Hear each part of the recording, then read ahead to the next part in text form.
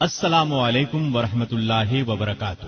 ابو عبیدہ بن جراح رضی اللہ عنہ کے حالات و واقعات سماعت فرمائیں گے، جن کو اسی دنیا میں جنت کی خوشخبری دی گئی۔ جی ہاں، نبی کریم صلی اللہ علیہ وسلم نے خود اپنی زبان مبارک سے فرمایا، ابو عبیدہ بن جراح جنتی ہیں، جو اپنے وقت کے عظیم فاتح تھے، جنہوں نے رومیوں کو ناکو چنے چبوائے، اپنے سے 6 گنا رومی فوج کا مقابلہ کیا۔ ایک موقع پر رومی لشکر کی تعداد 2.5 لاکھ تھی، جبکہ مسلمان صرف 40,000 تھے۔ اس جنگ میں مسلمانوں کے سپہ سالار ابو عبیدہ بن جراح تھے، جن کے بارے میں نبی اکرم صلی اللہ علیہ وسلم نے ارشاد فرمایا تھا کہ میرے یہ 10 اصحاب جنتی ہیں۔ چنانچہ انہیں عشرہ مبشرہ کا خطاب ملا، یعنی وہ 10 جنہیں دنیا میں جنت کی خوشخبری دے دی گئی۔ ان کے نام یہ ہیں: سیدنا ابو بکر صدیق، سیدنا عمر فاروق، سیدنا عثمان غنی، سیدنا علی بن ابی طالب، سیدنا عبد الرحمن بن عوف، سیدنا طلحہ، سیدنا زبیر بن عوام، سیدنا سعد بن ابی وقاص، سیدنا سعید بن زید اور سیدنا ابو عبیدہ بن جراح رضی اللہ عنہم اجمعین۔ ابو عبیدہ بن جراح رضی اللہ عنہ کو کئی خصوصیات اس کے علاوہ بھی حاصل ہیں۔ انہیں اللہ کے رسول صلی اللہ علیہ وسلم کی طرف سے امین الامت کا خطاب ملا، یعنی امت کے امین، اور اس کا مطلب یہ ہے کہ وہ دین کے علم اور دین کے احکامات پر عمل کرنے کے سلسلے میں بہت بڑا درجہ رکھتے تھے، لیکن اس کا یہ مطلب ہرگز نہیں کہ انہوں نے کسی بہت بڑی اسلامی یونیورسٹی سے تعلیم پائی تھی یا کسی بہت بڑے امیر گھرانے میں پیدا ہوئے تھے۔ جی نہیں، ایسی کوئی بات نہیں۔ اس زمانے میں اسلامی یونیورسٹیاں کہاں تھیں؟ فنون سپاہ گری کی تربیت دینے کے لیے باقاعدہ ادارے کہاں تھے؟ وہاں تو بس ایک ہی یونیورسٹی تھی، اور اس یونیورسٹی کا نام تھا محمد صلی اللہ علیہ وسلم۔ یہ حضرات جو کچھ بھی سیکھتے تھے نبی کریم صلی اللہ علیہ وسلم سے سیکھتے تھے، پھر صحابہ سے سیکھتے تھے۔ ان حضرات نے جتنی کامیابیاں حاصل کی وہ اللہ پر سچے دل سے ایمان لانے کی بنیاد پر کی۔ حقیقت یہی ہے کہ جب کوئی اللہ کے احکامات پر عمل کرنے لگ جاتا ہے تو پھر اللہ اسے دانائی کا ایسا نور عطا کرتا ہے کہ اس کے سبھی کام آسان ہوتے چلے جاتے ہیں۔ اب ذرا غور کریں، جب اللہ کے رسول صلی اللہ علیہ وسلم دنیا میں تشریف لائے تو پورا عرب جہالت کی تاریکیوں میں ڈوبا ہوا تھا۔ وہ لوگ بات بات پر ایک دوسرے کا خون بہانے پر تل جاتے تھے، اور جب ان میں لڑائی چھڑتی تھی تو پھر جلد ختم نہیں ہوتی تھی، بعض اوقات تو سالہ سال جاری رہتی۔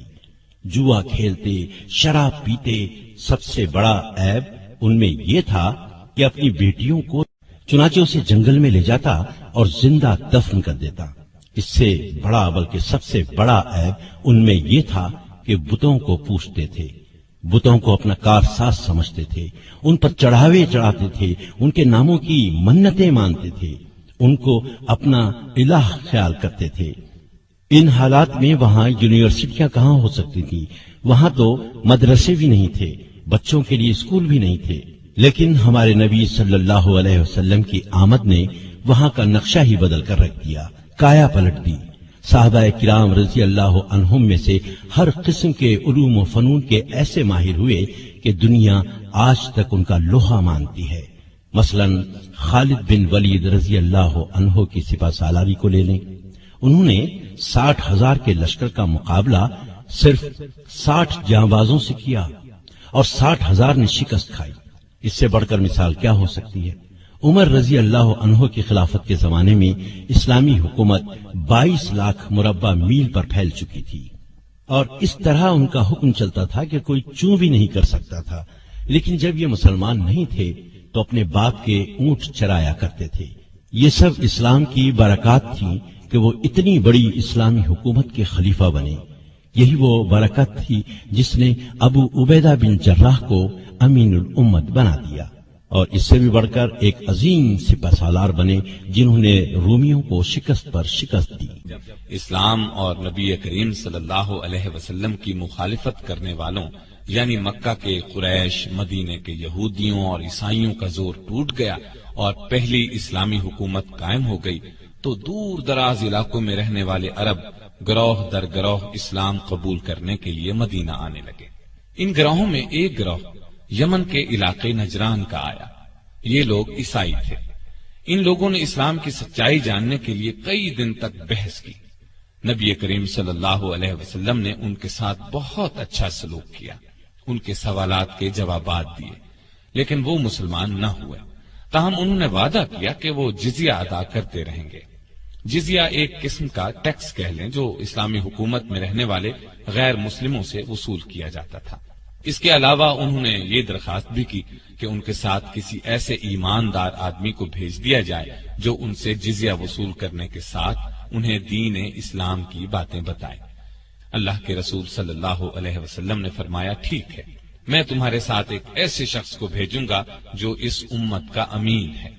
آپ صلی اللہ علیہ وسلم کے یہ الفاظ سن کر سیدنا ابو بکر اور سیدنا عمر رضی اللہ تعالی عنہما جیسے بڑے صحابہ کے دلوں میں خواہش پیدا ہوئی کہ ان نجرانیوں کے ساتھ انہیں بھیجا جائے تاکہ یہ عزت ان کے حصے میں آئے۔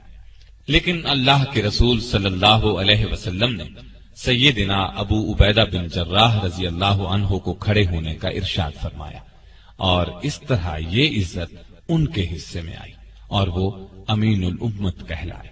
عربی میں امین ایسے شخص کو کہتے ہیں جو بہت دیانتدار ہو، اس کے پاس کوئی امانت رکھوائی جائے تو اس میں خیانت نہ کرے، وعدے کے مطابق اس کو لوٹا دے۔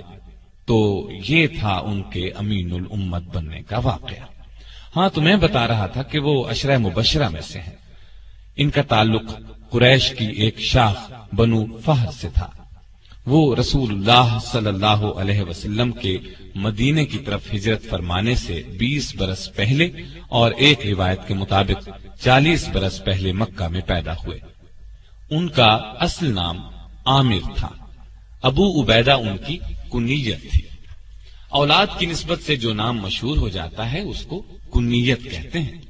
ان کے والد کا نام عبداللہ اور دادا کا نام الجراح تھا، اس لیے ان کا نام یہ بنتا ہے ابو عبیدہ بن عبداللہ بن جراح، لیکن وہ مشہور ابو عبیدہ بن جراح کے نام سے ہوئے۔ ان کا سلسلہ نسبت اوپر جا کر رسول اللہ صلی اللہ علیہ وسلم سے جا ملتا ہے۔ ان کی ایک شان یہ ہے کہ یہ سب سے پہلے ایمان لانے والوں میں شامل ہیں۔ سب سے پہلے ایمان لانے والوں کو سابقون الاولون کہتے ہیں۔ اس وقت مسلمان ہونے والوں کو سخت تکالیف دی جاتی تھی۔ کہا جاتا ہے کہ انہوں نے سیدنا ابو بکر رضی اللہ عنہ کے کہنے پر اسلام قبول کیا تھا۔ جس دن یہ مسلمان ہوئے اسی دن ان حضرات نے بھی اسلام قبول کیا تھا۔ سیدنا عبد الرحمن بن عوف، سیدنا عثمان بن مظعون، سیدنا ارقم بن ارقم رضی اللہ تعالی عنہ۔ ان میں عبد الرحمن بن عوف بھی عشرہ مبشرہ میں سے ہیں۔ پھر جب مسلمانوں کو بہت زیادہ ستایا جانے لگا، ظلم کے پہاڑ ان پر توڑے جانے لگے، تپتی ریت پر جب ان کو لٹایا جانے لگا، زنجیروں سے باندھ کر جب ان کو کھینچا جانے لگا، پھر انہیں بھوکا پیاسا رکھا جانے لگا، تب نبی صلی اللہ علیہ وسلم نے اللہ کے حکم سے مسلمانوں کو اجازت دی کہ مکہ چھوڑ کر حبشہ چلے جائیں۔ اللہ کی خاطر اس طرح وطن اور گھر بار چھوڑنے کو ہجرت کرنا کہتے ہیں۔ ہجرت کا حکم 5 نبوی میں دیا گیا اور 11 مرد اور 4 عورتیں حبشہ چلے گئے۔ یہ ٹھیک ہے، وہ عیسائی تھا لیکن بہت نیک دل تھا۔ اس نے ان مہاجر مسلمانوں کو اپنے ملک میں رہنے کی اجازت دے دی اور ان کے ساتھ بہت اچھا سلوک کیا۔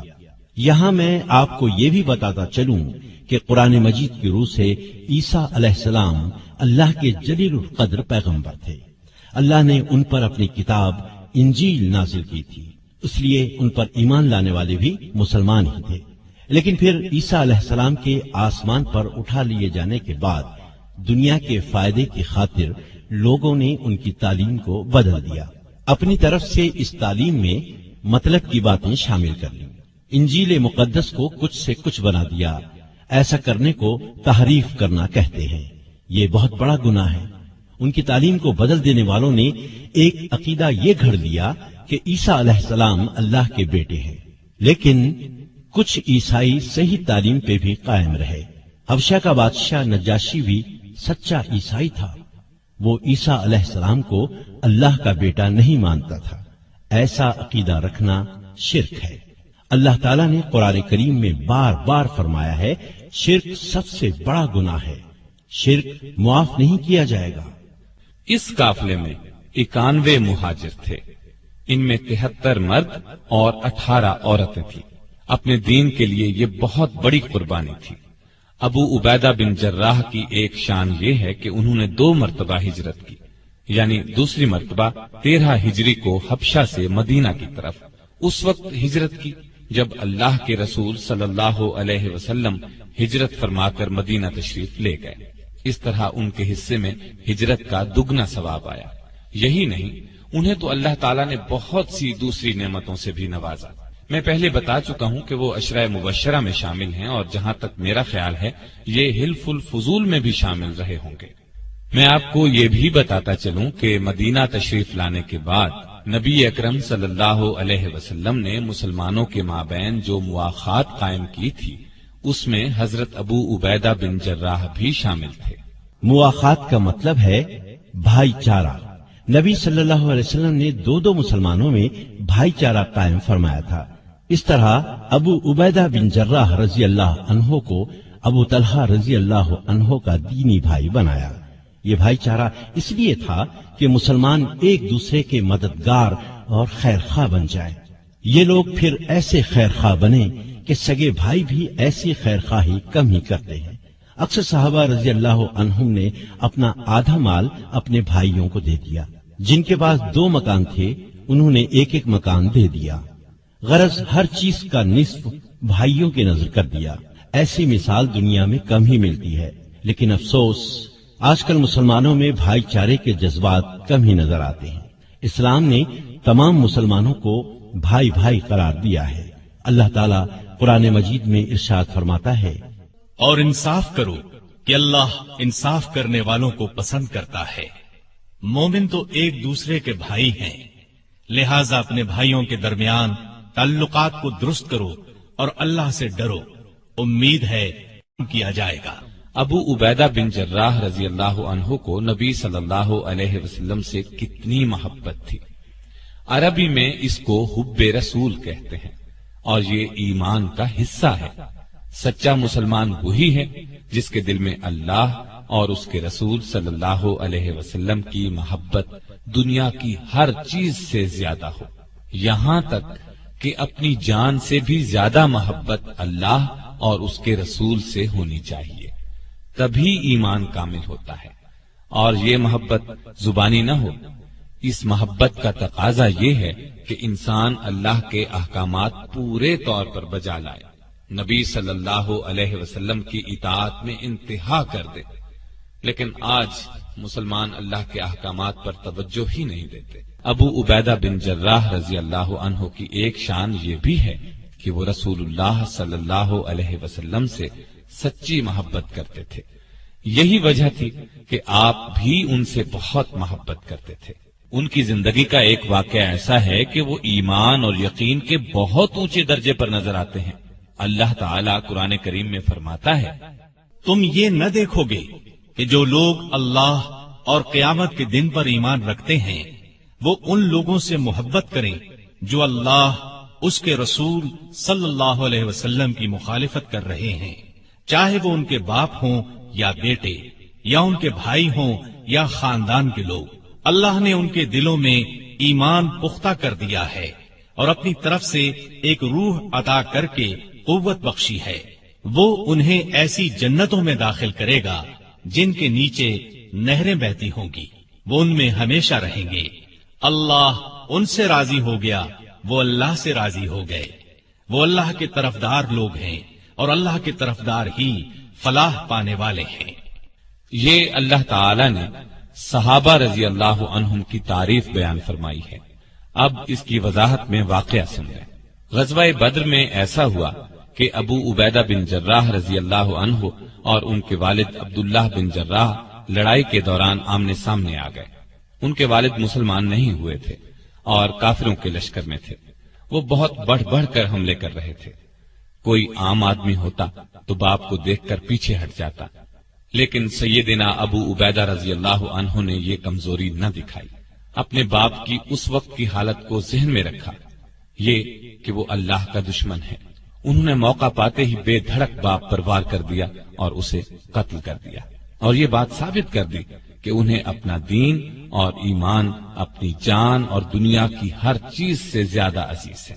ایسی اور بھی مثالیں ملتی ہیں۔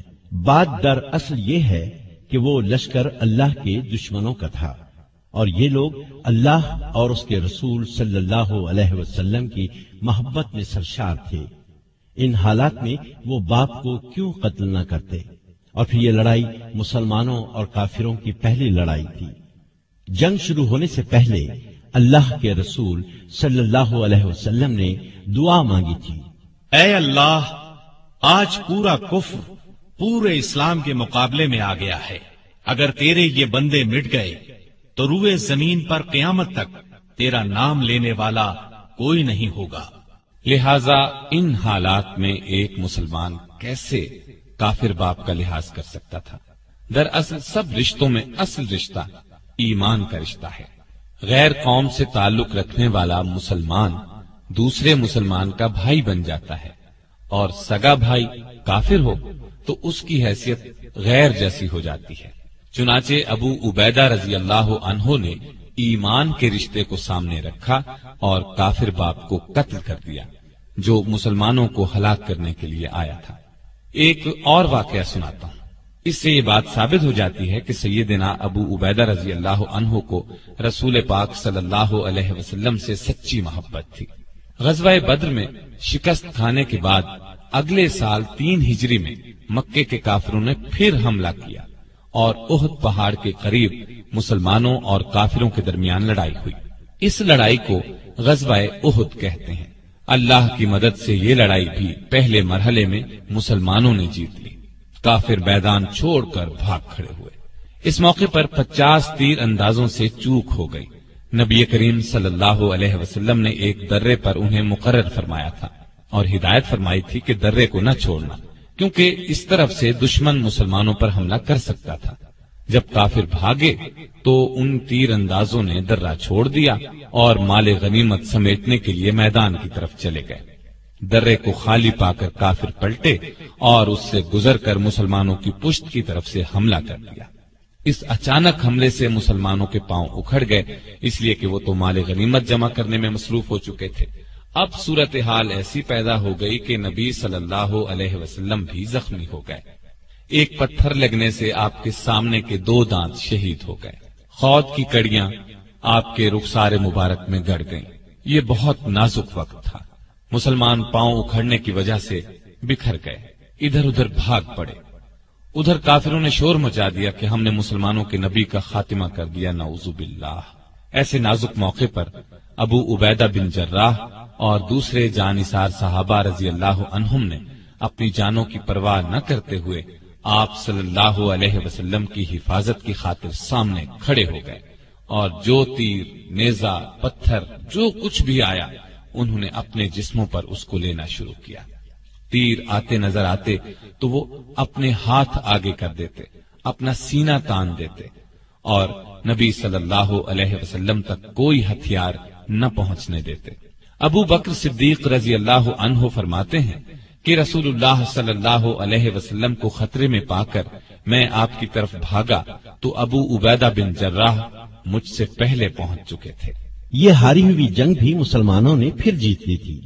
دوسری بار فتح اللہ کی مہربانی، صلی اللہ علیہ وسلم کی بے مثال جرأت اور صحابہ کرام رضی اللہ عنہم کی جانثاری کی وجہ سے ہوئی۔ آپ کی حفاظت کرتے ہوئے 10 صحابہ شہادت کے مرتبے پر فائز ہوئے۔ خود رسول اللہ صلی اللہ علیہ وسلم بہت زیادہ زخمی ہونے کے باوجود ایک چٹان تک تشریف لے گئے۔ یہ کام اس لیے زیادہ مشکل تھا کہ چاروں طرف سے تیر برس رہے تھے۔ مسلمانوں نے جب نبی صلی اللہ علیہ وسلم کو زندہ سلامت دیکھا تو پلٹ پڑے اور کافروں پر اس قدر شدید حملہ کیا کہ انہیں میدان جنگ سے بھگا دیا۔ سیدنا ابو عبیدہ بن جراح رضی اللہ عنہ نے رسول اللہ صلی اللہ علیہ وسلم سے محبت کا ثبوت اس طرح پیش کیا کہ وہ تاریخ کا ایک خاص واقعہ بن گیا۔ رسول اللہ صلی اللہ علیہ وسلم کے رخسار میں خود کی کڑیاں اس طرح گڑ گئی تھیں کہ ان کو نکالنے کی کوئی تدبیر سمجھ میں نہیں آ رہی تھی۔ اس موقع پر وہ جلدی سے آگے بڑھے اور خود کی کڑی کو اپنے دانتوں سے پکڑ کر کھینچا۔ کڑی تو نکل آئی، لیکن اس کوشش میں خود ان کا ایک دانت ٹوٹ گیا، جبکہ ابھی دوسری کڑی رخسار مبارک میں گڑی تھی۔ دانت ٹوٹنے کی وجہ سے خود ابو عبیدہ رضی اللہ عنہ تکلیف میں مبتلا ہو گئے۔ مزید دانت ٹوٹ جانے کا خطرہ بھی تھا، لیکن انہوں نے پرواہ نہ کی، دانتوں سے پکڑ کر دوسری کڑی کو بھی کھینچا، اور ایسا کرتے ہوئے ان کا ایک دانت اور ٹوٹ گیا۔ ہاں، ان لوگوں کے ایسے ہی حیرت انگیز کارناموں کی وجہ سے اللہ تعالیٰ نے انہیں یہ مرتبہ دیا کہ رہتی دنیا تک ان کے نام زندہ رہیں گے، یہ دنیا ان کی تعریف کرتی رہے گی۔ خود اللہ تعالیٰ نے قرآن مجید میں کئی جگہ ان حضرات کی تعریف کی ہے۔ بہرحال میں بتا رہا تھا، اللہ کے رسول صلی اللہ علیہ وسلم ان سے بہت خوش تھے۔ کوئی خاص کام ہوتا تو ان کے سپرد فرماتے، وہ ہر کام کو بہت خوش اسلوبی سے انجام دیتے۔ مثال کے طور پر قبیلہ ثعلبہ کے لوگ دوسرے قبیلوں کو ساتھ ملا کر مدینے کے آس پاس کی بستیوں میں لوٹ مار کیا کرتے تھے۔ ان کی شکایات موصول ہونے پر نبی صلی اللہ علیہ وسلم نے 6 ہجری میں سیدنا ابو عبیدہ رضی اللہ عنہ کو انہیں سزا دینے کے لیے بھیجا۔ انہوں نے آسانی سے ان کا خاتمہ کر دیا۔ اسی طرح 7 ہجری کا واقعہ ہے کہ رسول اللہ صلی اللہ علیہ وسلم کے علم میں یہ بات لائی گئی کہ قبیلہ قزاعہ مدینے پر حملے کی تیاری کر رہا ہے۔ آپ نے اس قبیلے کو سزا دینے کے لیے عمرو بن عاص رضی اللہ عنہ کو سالار بنا کر بھیجا۔ وہ روانہ ہو گئے۔ پھر حالات دیکھ کر مدد کے لیے اور مجاہد بھیجنے کی درخواست کی۔ آپ نے سیدنا ابو عبیدہ رضی اللہ عنہ کی سرداری میں دوسرا لشکر روانہ فرمایا۔ 8 ہجری میں رسول اللہ صلی اللہ علیہ وسلم نے انہیں ایک لشکر کا سردار بنا کر ساحل سمندر کی طرف یہ معلوم کرنے کے لیے بھیجا کہ قریش مکہ جنگ کی تیاری تو نہیں کر رہے۔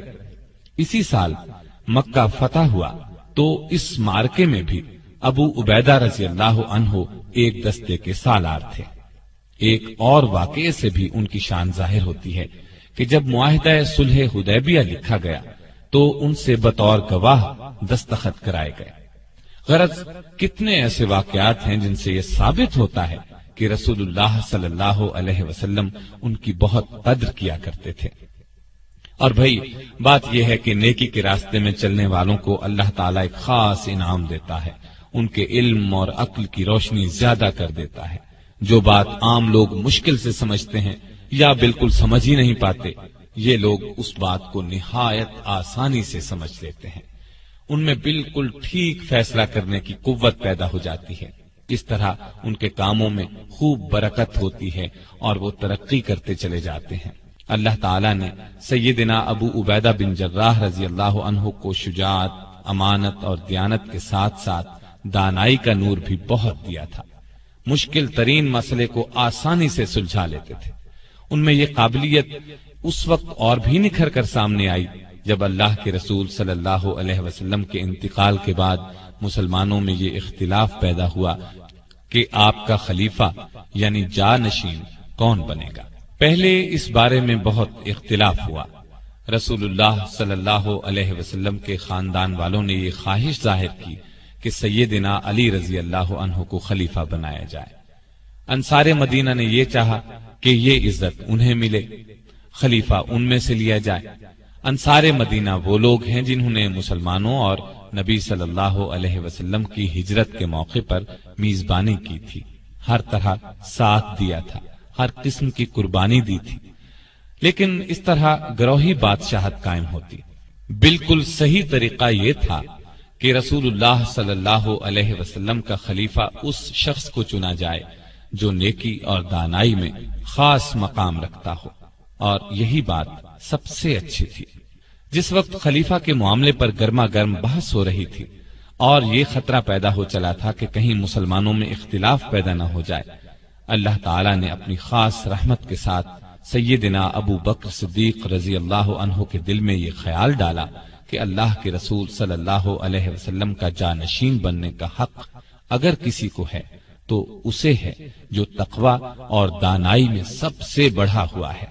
چنانچہ آپ آگے بڑھے اور فرمایا، مسلمانوں، میرے نزدیک تو دو آدمی ایسے ہیں جن میں سے ایک کو رسول اللہ صلی اللہ علیہ وسلم کا جانشین بنایا جا سکتا ہے، ایک عمر بن خطاب رضی اللہ عنہ اور دوسرے ابو عبیدہ بن جراح رضی اللہ عنہ۔ لیکن پھر حضرت عمر رضی اللہ عنہ نے ابو بکر رضی اللہ عنہ کا ہاتھ پکڑ کر ان کے ہاتھ پر بیعت امارت کر لی، اور دوسرے لوگوں نے بھی حضرت عمر کے اس انتخاب کی تائید کی، کیونکہ ایمان و تقوی میں حضرت ابو بکر صدیق سب سے زیادہ ممتاز تھے۔ اور یہ فیصلہ واقعی بالکل درست تھا، اس لیے کہ سیدنا ابو بکر صدیق رضی اللہ عنہ نے خلافت کا منصب سنبھالتے ہی ایسی دانائی اور دلیری سے ملک کا انتظام کیا کہ اس کی مثال نہیں ملتی، جبکہ رسول اللہ صلی اللہ علیہ وسلم کے انتقال کے بعد دشمنوں نے یہ خیال کر لیا تھا کہ بس اب دین اسلام کا خاتمہ ہو جائے گا۔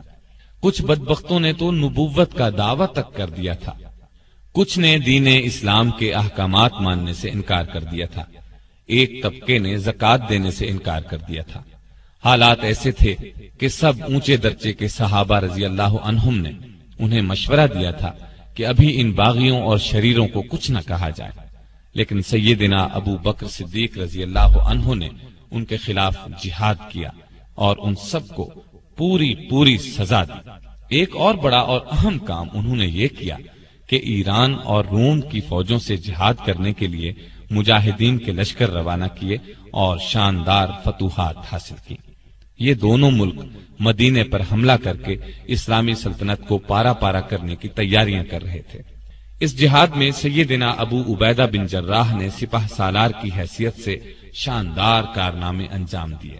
اس کی تفصیل یوں ہے، ابو بکر صدیق رضی اللہ عنہ نے 13 ہجری میں لشکر روانہ کیے، سیدنا خالد بن ولید رضی اللہ عنہ کو عراق کی طرف روانہ کیا، سیدنا ابو عبیدہ بن جراح کو حمص کی طرف اور سیدنا عمرو بن عاص رضی اللہ عنہ کو فلسطین بھیجا۔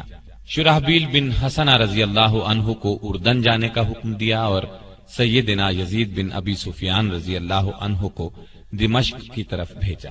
یہ لشکر اس لیے بھیجے گئے کہ رومی اور ایرانی سلطنتیں مسلمانوں پر حملہ آور ہونے کی تیاریاں کر رہی تھی۔ اسلام سے لڑنے کی اجازت نہیں دیتا کہ اپنی طاقت بڑھائی جائے، اس نے زمین پر فساد پھیلانے کو قتل سے بڑا فتنہ قرار دیا ہے، لیکن ساتھ ہی اپنی حفاظت کو ضروری بتایا ہے۔ اسی سلسلے میں نبی صلی اللہ علیہ وسلم تبوک گئے تھے۔ ابو بکر صدیق رضی اللہ عنہ نے بھی آپ کی اسی سنت پر عمل کیا کہ ان کے حملہ آور ہونے کا انتظار کرنے کے بجائے آگے بڑھ کر ان کا مقابلہ کیا جائے۔ سیدنا ابو عبیدہ بن جراح رضی اللہ عنہ مدینہ منورہ سے روانہ ہوئے تو ان کے ساتھ کوئی بڑی فوج نہیں تھی، لیکن ان کا دل اس یقین سے لبریز تھا کہ دشمن کتنا بھی طاقتور ہو ہمارے سامنے نہیں ٹھہر سکے گا۔ اس یقین کی اصل وجہ اللہ کی امداد پر پورا بھروسہ تھا۔ غزوہ بدر، غزوہ احد، غزوہ احزاب اور غزوہ خیبر میں انہوں نے اس غیبی امداد کو اپنی آنکھوں سے دیکھا تھا۔ رسول اللہ صلی اللہ علیہ وسلم کے زمانے میں لڑی جانے والی ان سب جنگوں میں مسلمانوں کی تعداد کافروں کے مقابلے میں بالکل کم تھی، لیکن فتح مسلمانوں ہی کو حاصل ہوئی۔ دوسری طرف رومی بھی جنگ کی زبردست تیاریاں کر رہے تھے۔ وہ لڑائی میں کچھ کم ماہر نہیں تھے، ان کو ہر طرح کی امداد پہنچانے کے لیے ان کی پشت پر ایک بڑی سلطنت تھی۔ بہرحال ابو عبیدہ رضی اللہ عنہ کے راستے میں سب سے پہلے بصرہ کا شہر آیا۔ انہوں نے اس شہر کو نہایت آسانی سے فتح کر لیا۔ رومیوں نے اپنی طرف سے پوری تیاری کر کے مقابلہ کیا تھا۔ بصرہ کے بعد انہوں نے مآب بھی بہت آسانی سے فتح کر لیا۔ یہ ابتدائی فتوحات سیدنا ابو عبیدہ رضی اللہ عنہ نے اللہ کی مدد اور ایمانی جذبے ہی سے حاصل کی۔ ان دو مقامات کی فتح کے بعد آپ جابیہ پہنچ کر رک گئے۔ تاکہ اندازہ لگا سکیں کہ رومی اب کیا کرنے والے ہیں۔ ادھر 2 جنگیں ہارنے کے بعد رومی ہوشیار ہو گئے تھے۔ پہلے وہ اس خوش فہمی میں مبتلا تھے کہ مسلمان ہمارے مقابلے میں ہیں ہی کیا، لیکن اب انہیں اندازہ ہوا کہ ان کا مقابلہ معمولی انسانوں سے نہیں ہے۔ چنانچہ انہوں نے ایک جگہ جمع ہو کر بھرپور مقابلے کی تیاریاں شروع کر دی۔ دوسری طرف ابو عبیدہ بن جراح رضی اللہ عنہ نے بھی حالات کا اندازہ لگا کر دربار خلافت کو رومیوں کی تیاریوں اور ارادوں کی خبر دی اور مدد مانگی۔ سیدنا ابو بکر صدیق رضی اللہ عنہ نے فوراً فوجی مدد روانہ فرمائی، اور جو دوسرے سالار روانہ فرما چکے تھے انہیں بھی پیغام بھیجا کہ ابو عبیدہ کے پاس پہنچ جائیں۔ ایسا ہی حکم آپ نے خالد بن ولید کو بھی بھیجا، یعنی وہ بھی عراق سے شام پہنچ جائیں۔ تو سیدنا ابو بکر صدیق رضی اللہ عنہ کو بھی اس غیبی تائید الہی سے جنگ کے محاذ پر پیش آنے والی مشکلات کا اندازہ ہو گیا تھا۔ چنانچہ انہوں نے تمام سپہ سالاروں کو حکم دیا کہ ابو عبیدہ کی مدد کے لیے پہنچ جائیں۔ جب سب لشکر ان کے پاس پہنچ گئے تو سپہ سالار خالد بن ولید رضی اللہ عنہ کو بلا لیا گیا، اس لیے کہ وہ بہت زیادہ بہادر تھے اور جنگی تدبیریں اختیار کرنے میں اللہ نے انہیں خاص قابلیت عطا کی تھی۔ اس موقع پر انہی کو سالار اعلیٰ بنانا مناسب تھا۔ غزوہ موتا میں کامیابی حاصل کرنے پر رسول اللہ صلی اللہ علیہ وسلم نے انہیں سیف اللہ یعنی اللہ کی تلوار کے لقب سے نوازا تھا۔ جنگ جیتنے کی خاص صلاحیتیں اللہ تعالیٰ نے انہیں عطا فرمائی تھی۔ سالار اعلیٰ بن کر انہوں نے اپنی قابلیت اور بہادری کا پورا ثبوت دیا۔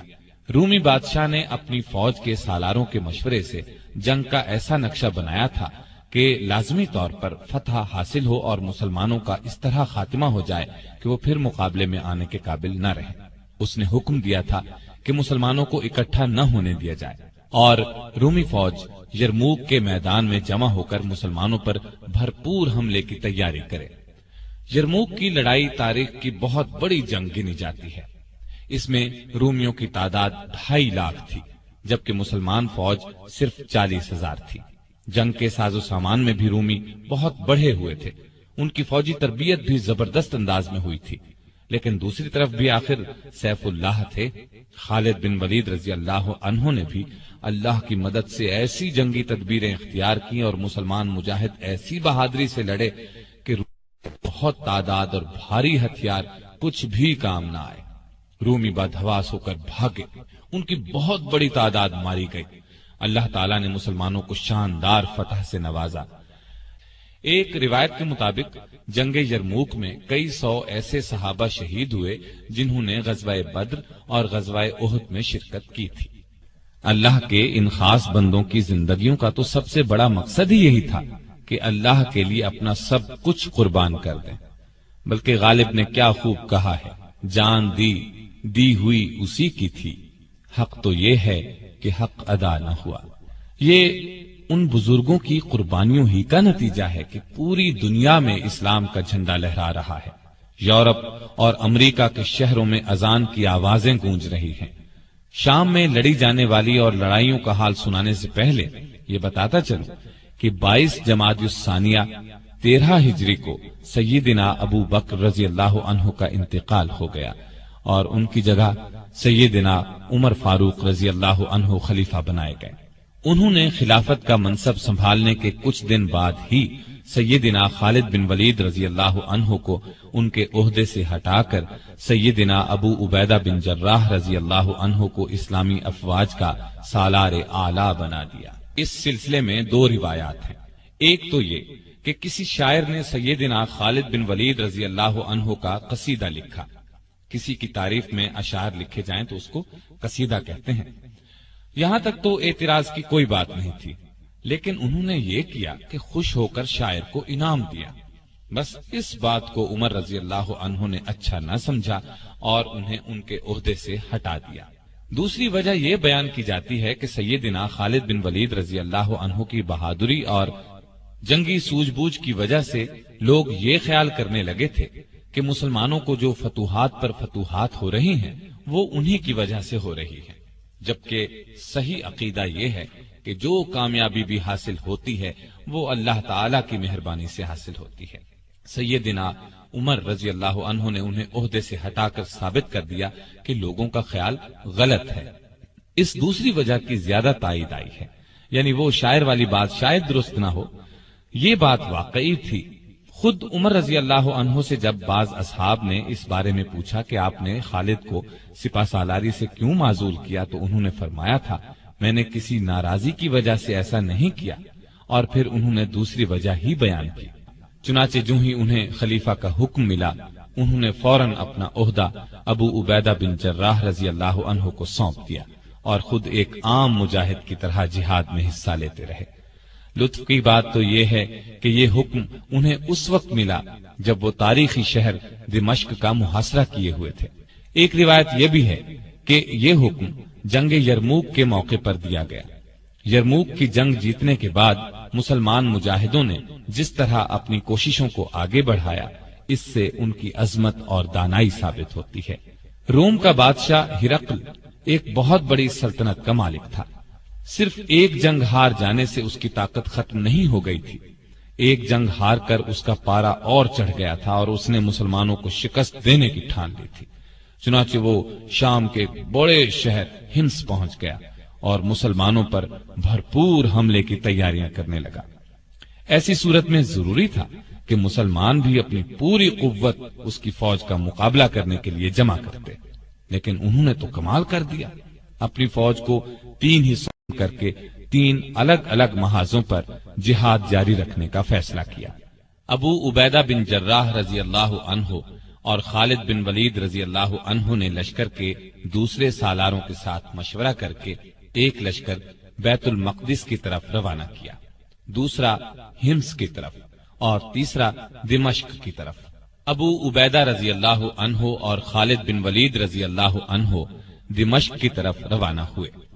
ہم جیسے عام لوگ ایسا ہرگز نہ کرتے، لیکن وہ لوگ تو اللہ والے تھے، انہیں فوجی طاقت سے زیادہ اللہ کی ذات پر بھروسہ تھا، اور دنیا نے دیکھا ان کا فیصلہ بالکل درست ثابت ہوا۔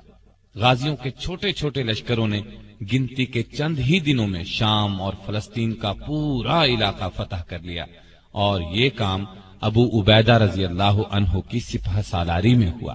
پہلے دمشق کا حال سناتا ہوں۔ پہلے بتا چکا ہوں کہ دمشق کی طرف خالد بن ولید رضی اللہ عنہ اور سیدنا ابو عبیدہ رضی اللہ عنہ دونوں روانہ ہوئے تھے۔ یہ شہر رومیوں کا گڑھ تھا، یہاں انہوں نے کافی فوجی طاقت جمع کر رکھی تھی، لیکن جب اسلامی لشکر وہاں پہنچا تو رومیوں کو میدان میں نکل کر مقابلہ کرنے کی جرت ہی نہ ہوئی۔ انہوں نے شہر کے دروازے بند کر لیے اور فصیل پر تیر اندازوں کے دستے اس طرح بٹھا دیے کہ کوئی شہر کی طرف بڑھے تو تیروں کی بوچھاڑ کر کے اسے روک دیں، اس کا خاتمہ کر دیں۔ مجاہدین نے شہر کا محاصرہ کر دیا اور شہر کے اندر داخل ہو کر دشمنوں کو کاری ضرب لگانے کی تدبیریں کرنے لگے۔ آخر سیدنا خالد بن ولید رضی اللہ عنہ اپنے دستے سمیت فصیل پار کر کے شہر میں داخل ہو گئے۔ ادھر اس کے ساتھ دوسری طرف رومیوں کے سپہ سالار نے صلح کی بات چیت شروع کر دی۔ دونوں سالاروں نے اس شرط پر صلح کر لی کہ رومی شہر کا دروازہ کھول دیں گے اور مسلمان شہریوں کو کسی طرح کا نقصان نہیں پہنچائیں گے، ان کی جانیں، عزت، آبرو، مال محفوظ رہیں گے۔ اب یہ عجیب صورتحال پیدا ہوئی کہ ایک طرف خالد رضی اللہ عنہ لڑتے ہوئے آگے بڑھ رہے تھے اور دوسری طرف ابو عبیدہ بن جراح صلح کا جھنڈا اٹھائے آگے بڑھ رہے تھے۔ دونوں کی ملاقات شہر کے درمیان میں ہوئی۔ جب خالد بن ولید رضی اللہ عنہ کو معلوم ہوا کہ ابو عبیدہ بن جراح رضی اللہ عنہ شہریوں کو امان دے چکے ہیں تو انہوں نے جنگ سے ہاتھ روک لیے اور کوئی بڑا نقصان ہوئے بغیر دمشق پر مسلمانوں کا قبضہ ہو گیا۔ اللہ تعالی نے قرآن کریم میں فرمایا ہے، حق آیا باطل مٹ گیا اور باطل تو ہے ہی مٹنے کے لیے۔ اللہ تعالی کے اس ارشاد کے مطابق ان لوگوں کو ہمیشہ کامیابی حاصل ہوتی ہے جو حق پر ہوں، اور یہ مجاہد چونکہ حق پر تھے اس لیے تعداد میں کم ہونے کے باوجود اللہ نے انہیں شاندار کامیابی عطا کی، بلکہ اس کے بعد بھی وہ کامیابیاں حاصل کرتے چلے گئے۔ دمشق فتح کرنے کے بعد مخل، بیسان، ہمس اور لازقیہ جیسے کئی اور شہر انہوں نے نہایت آسانی سے فتح کر لیے۔ رومی جہاں بھی مسلمانوں سے لڑنے کے لیے جمع ہوتے، مجاہدین کے لشکر وہیں پہنچ جاتے اور ان کا غرور خاک میں ملا دیتے۔ ان لڑائیوں میں لازقیہ کی لڑائی اس لحاظ سے خاص ہے کہ اس میں ابو عبیدہ رضی اللہ عنہ کی اعلیٰ درجے کی جنگی قابلیت اور ذہانت سے فتح حاصل ہوئی۔ قیصر روم کے حکم سے اس شہر میں رومیوں نے بہت بڑی طاقت جمع کر رکھی تھی۔ سیدنا ابو عبیدہ رضی اللہ عنہ کو ان کے اجتماع کی خبر ملی تو آپ لشکر لے کر تیزی سے وہاں پہنچ گئے اور رومیوں نے اس طرح شہر کے دروازے بند کر لیے جس طرح دمشق کے بند کیے تھے۔ مسلمانوں نے شہر کا محاصرہ کر لیا، لیکن آس پاس کا علاقہ ایسا تھا کہ اس شہر کا محاصرہ زیادہ دن جاری نہیں رکھا جا سکتا تھا۔ ان سب باتوں پر غور کرتے ہوئے ابو عبیدہ رضی اللہ عنہ نے مجاہدین کو حکم دیا کہ وہ شہر سے کافی دور جا کر خندقیں کھود لیں اور یہ کام ایسی احتیاط سے کریں کہ رومیوں کو اس کا پتہ نہ چلے۔ یہ حکم پورا کیا گیا۔ جب کام مکمل ہو گیا تو دوسرا حکم یہ دیا کہ مجاہد بڑی بڑی ٹولیاں بنا کر لشکر سے نکلیں، اس طرح کہ رومی انہیں جاتے ہوئے دیکھیں۔ لشکروں سے نکل کر مجاہدین کی یہ ٹولیاں خندقوں میں چھپ جائیں اور جب نعرہ تکبیر بلند ہو تو بہت تیزی سے نکل کر شہر پر حملہ کر دیں۔ چنانچہ اس حکم پر بھی عمل کیا گیا۔ مسلمان بڑی بڑی ٹولیوں میں جانے لگے۔ رومیوں نے خیال کیا وہ محاصرہ اٹھا کر جا رہے ہیں۔ جب انہیں اپنے طور پر یہ اندازہ ہو گیا کہ مسلمانوں کا پورا لشکر محاصرہ اٹھا کر چلا گیا ہے تو شہر کے دروازے کھول دیے۔ شہر کے دروازے کھلتے ہی نعرہ تکبیر بلند ہوا۔ مجاہدین خندقوں سے نکلے اور تیزی سے دوڑتے ہوئے آ کر شہر میں داخل ہو گئے۔ شہر پر نہایت آسانی سے قبضہ ہو گیا۔ رومیوں کو پتہ ہی نہ چلا کہ یہ کیا ہو گیا ہے۔ ان مجاہدین نے اللہ کے راستے میں لڑنے کے علاوہ اخلاق، ایمانداری اور شرافت کے بھی ایسے شاندار نمونے پیش کیے کہ پورے علاقے میں ان کی دھوم مچ گئی۔ مثلا ایک واقعہ سن لیں۔ جب دربار خلافت سے حکم ملا کہ سب مجاہد ایک جگہ جمع ہو جائیں، آپس میں مشورہ کر کے کسی کو سالار چن لیں اور ایک لشکر بن کر رومیوں کا مقابلہ کریں، تو سیدنا ابو عبیدہ بن جراح رضی اللہ عنہ اس وقت تک کئی شہر فتح کر چکے تھے۔ ان شہروں میں کچھ ایسے بھی تھے جنہوں نے جزیہ دینا منظور کیا تھا اور لڑائی کے بغیر مسلمانوں کو فاتح مان لیا تھا۔ جزیہ ایک ٹیکس ہے جو اسلامی سلطنت میں رہنے والے غیر مسلموں سے اس شرط کے ساتھ وصول کیا جاتا ہے کہ مسلمان ان کی حفاظت کریں گے۔ ان لوگوں نے جزیہ بھی ادا کر دیا تھا۔ خلیفۃ المسلمین کا حکم ملنے کے بعد مسلمانوں کو یہ علاقے چھوڑنے پڑے تو ان شہروں کے باشندوں کو جزیے کی ساری رقم لوٹا دی اور ان سے کہا چونکہ اب ہم تمہاری حفاظت کی شرط پوری نہیں کر سکتے اس لیے یہ رقمیں اپنے پاس رکھنے کا بھی ہمیں کوئی حق نہیں ہے۔ ہمارے ان بزرگوں کی تو تمام زندگیاں ہی ایسی ہیں کہ ان کی مثال ہی نہیں ملتی۔ وہ صحیح معنوں میں اللہ پر ایمان رکھتے تھے اور اس کے احکامات پر عمل کرتے تھے، اپنوں پرایوں سب سے اچھا سلوک کرتے تھے، لوگوں کی غلطیاں معاف کر دیا کرتے تھے، زمین پر عاجزی سے چلتے تھے، کسی سے کوئی وعدہ کرتے تو اس کو پورا کرتے، اللہ کے سوا کسی سے نہیں ڈرتے تھے، نہ کسی کو اس کا شریک ٹھہراتے تھے، نہ اس کے سوا کسی کو حاجت روا سمجھتے تھے، وہم اور تاریک خیالی سے دور تھے۔ وہ ہمیشہ زندگی کا روشن پہلو دیکھتے تھے اور یہ روشنی دوسروں تک پہنچاتے تھے۔ وہ کشادہ دل اور بلند حوصلہ تھے۔ ان کی بہادری اور دانائی ان کے اچھے اعمال ہی کا انعام تھی۔ ہاں تو میں کہہ رہا تھا کہ جب مسلمانوں کو خلیفہ کی طرف سے یہ حکم ملا کہ وہ سب مجاہد ایک جگہ جمع ہو جائیں تو انہوں نے ان شہروں کا جزیہ واپس کر دیا، کیونکہ وہاں سے رخصت ہو جانے کی وجہ سے وہ ان کی حفاظت نہیں کر سکتے تھے۔ ادھر روم کے بادشاہ ہرقل کو پکا یقین تھا کہ وہ بہت آسانی سے ان چند ہزار مجاہدین کا خاتمہ کر دے گا جو شام اور فلسطین میں داخل ہوئے ہیں، اور پھر اتنی ہی آسانی سے مدینے کی اسلامی سلطنت کا خاتمہ کر دے گا۔ لیکن اس کا اندازہ بالکل غلط ثابت ہوا۔ اسے تو لینے کے دینے پڑ گئے۔ اس نے سنبھل کر کئی بار مسلمانوں کا مقابلہ کرنے کی کوشش کی، لیکن وہ کہیں بھی پاؤں نہ جما سکا۔ ہر محاذ پر اسے منہ کی کھانا پڑی۔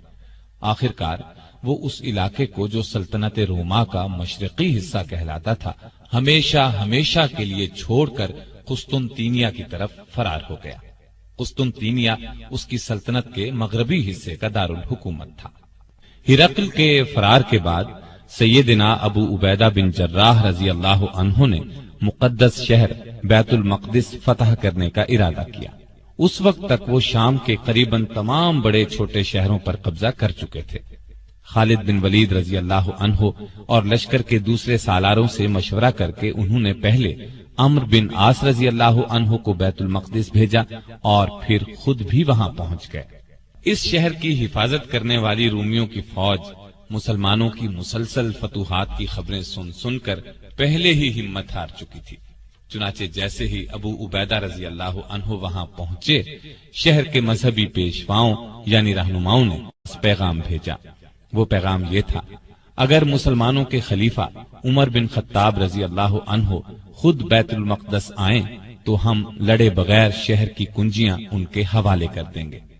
یہ سن کر ابو عبیدہ بن جراح رضی اللہ عنہ نے کہا، اس سے اچھی بات کیا ہو سکتی ہے کہ ہمارا ایک بھی مجاہد نہ مارا جائے اور بھی کوئی نقصان نہ ہو اور شہر پر ہمارا قبضہ بھی ہو جائے۔ پھر انہوں نے رومیوں کا یہ پیغام عمر رضی اللہ عنہ کی خدمت میں بھیج دیا۔ عمر رضی اللہ عنہ کو یہ پیغام ملا تو وہ بیت المقدس جانے کے لیے تیار ہو گئے۔ آپ بیت المقدس کی طرف روانہ ہوئے اور اس طرح روانہ ہوئے کہ اپنے ساتھ صرف اپنے غلام کو لے کر چلے۔ آج کل کے بادشاہ کہیں جاتے ہیں تو ان گنت حفاظتی انتظامات کیے جاتے ہیں، حفاظتی دستہ ساتھ جاتا ہے، لیکن وہ صرف اپنے ایک غلام کو لے کر چل پڑے۔ اور اس سے بھی بڑھ کر مزے کی بات یہ ہے کہ ان کے پاس اونٹ بھی ایک ہی تھا، دو اونٹ بھی نہیں تھے، لہٰذا وہ باری باری اونٹ پر سواری کر رہے تھے۔ پہلے عمر رضی اللہ تعالی عنہ نے اگر سواری کی تو پھر غلام نے سواری کی، غلام کی باری ختم ہوئی تو عمر رضی اللہ عنہ کے اونٹ پر بیٹھنے کی باری آئی۔ اس طرح باری باری اونٹ کی سواری کرتے آخر وہ بیت المقدس کے نزدیک پہنچ گئے۔ پر لطف بات یہ ہے کہ جب بیت المقدس نزدیک آیا تو اس وقت اونٹ پر سواری کرنے کی باری غلام کی تھی اور مسلمانوں کے خلیفہ اونٹ کی مہار پکڑے پیدل چلے آ رہے تھے۔ شہر کا دروازہ قریب آنے پر غلام نے کہا بھی، دروازہ نزدیک آ چکا ہے، اب اونٹ پر آپ سوار ہو جائیں۔ اس پر عمر رضی اللہ عنہ نے فرمایا کہ سنیں، باری آپ کی ہے، لہذا اونٹ پر آپ ہی بیٹھے رہیں۔ غلام نے کہا، وہ لوگ کیا سوچیں گے؟ عمر رضی اللہ عنہ نے فرمایا، کوئی پرواہ نہیں، ہمیں جو کچھ بھی عزت ملی ہے اسلام کی بدولت ملی ہے، نہ کہ سواری یا لباس سے۔ اور پھر اسی حالت میں مسلمانوں کے دوسرے خلیفہ عمر فاروق رضی اللہ عنہ شہر کے دروازے پر پہنچے۔ وہاں عیسائی اور مسلمانوں کی فوج کے سپہ سالار ابو عبیدہ رضی اللہ عنہ اور دوسرے سالار موجود تھے۔ چشم فلک نے یہ نظارہ دیکھا، آقا اونٹ کی مہار پکڑے چلے آ رہے ہیں اور غلام اونٹ پر سوار ہے۔ اور یہ نظارہ دیکھتے ہی بیت المقدس کے مذہبی پیشواؤں نے شہر کی چابیاں ان کے حوالے کر دی۔ سنا ہے ان کی کتابوں میں یہی لکھا ہوا تھا کہ جب مسلمانوں کا خلیفہ بیت المقدس کے دروازے پر پہنچے گا تو اونٹ کی مہار اس کے ہاتھ میں ہوگی اور غلام اونٹ پر بیٹھا ہوگا۔ یہ بھی کہا جاتا ہے کہ اس وقت عمر رضی اللہ عنہ کے جسم پر جو لباس تھا اس میں پیوند لگے ہوئے تھے۔ دروازہ نزدیک آنے پر غلام نے یہ بھی کہا تھا کہ آپ لباس تبدیل کر لیں، آپ نے یہ بھی پسند نہیں فرمایا تھا۔ اس طرح بیت المقدس خون کا ایک قطرہ بہائے بغیر فتح ہو گیا، مسلمانوں کا اس پر قبضہ ہو گیا۔ عمر رضی اللہ عنہ نے ابو عبیدہ رضی اللہ عنہ کو اس پورے علاقے کا والی یعنی گورنر مقرر فرمایا اور خود مدینے لوٹ گئے۔ ابو عبیدہ رضی اللہ عنہ قریباً 1 برس تک اس علاقے کے حکمران رہے۔ پھر 18 ہجری میں ان کا انتقال ہو گیا۔ ان کی وفات طاعون کی بیماری سے ہوئی۔ آپ اس وقت اموس کے مقام پر تھے، وہاں یہ وبائی مرض پھیل گیا۔ عمر رضی اللہ عنہ نے انہیں وہاں سے کہیں اور منتقل ہونے کا مشورہ دیا، لیکن آپ وہیں رہے اور فرمایا موت وقت سے پہلے نہیں آ سکتی۔ ہاں، ان کے 2 بیٹے تھے، ایک کا نام یزید اور دوسرے کا عمیر تھا۔ یہ دونوں لاولد فوت ہوئے، اور یوں ابو عبیدہ بن جراح رضی اللہ عنہ کی نسل آگے نہیں چلی۔ لیکن اصل چیز تو ان کے اچھے اعمال تھے، جن کا ثواب قیامت تک انہیں ملتا رہے گا۔ اور یہ بات بھی اچھی طرح سمجھ لینی چاہیے کہ انسان کا اصل کام نیکی کے راستے پر چلنا اور برائیوں سے بچنا ہے۔ ایسا کرنے والے دین اور دنیا کی نعمتیں خوب حاصل کرتے ہیں، ان کے لیے کامیابیوں کے دروازے کھلتے چلے جاتے ہیں۔ سیدنا ابو عبیدہ رضی اللہ عنہ اور ہمارے دوسرے بزرگوں کو اسی راستے پر چل کر شاندار کامیابیاں حاصل ہوئیں۔ وہ عظیم جرنیل اور عظیم فاتح بنے، اور سب سے بڑی بات یہ ہے کہ انہیں دنیا میں ہی اللہ کے رسول صلی اللہ علیہ وسلم نے جنتی ہونے کی عظیم ترین خوشخبری سنائی۔ Thanks for watching. Don't forget to like, comment, share and subscribe to